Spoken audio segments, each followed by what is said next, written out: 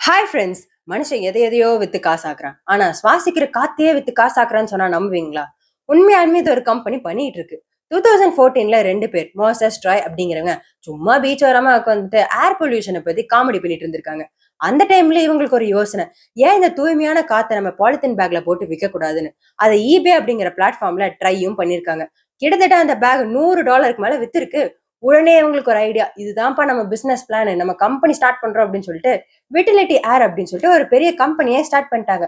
இந்த கம்பெனியோட முக்கியமான வேலை என்னன்னா, பெரிய பெரிய மவுண்டெயின்ஸ்க்கெல்லாம் போய் அங்க இருக்கிற தூய்மையான ஏரை ஒரு ஏர் டைட் கண்டெய்னர்ல புடிச்சிட்டு வந்து பெரிய பெரிய மோஸ்ட் பொல்யூட்டட் கண்ட்ரீஸ்க்கு விற்கிறதா. இத பல பேர் வாங்கவும் ஆரம்பிச்சிட்டாங்க. இந்த கம்பெனி கிட்டத்தட்ட வருஷம் வருஷம் மோர் தென் மில்லியன்ஸ்ல வந்து டர்ன் ஓவர் வேற பண்ணிட்டு இருக்காங்க ஃப்ரெண்ட்ஸ். போற போக்க பார்த்தா வாட்டர் பாட்டில்ஸ் வாங்குறத எப்படி நம்ம நார்மலைஸ் பண்ணமோ, நம்ம வந்து சுவாசிக்கிற காத்தையும் வாங்குறத ரொம்ப நார்மலைஸ் பண்ணிருவோம்னு நினைக்கிறேன்.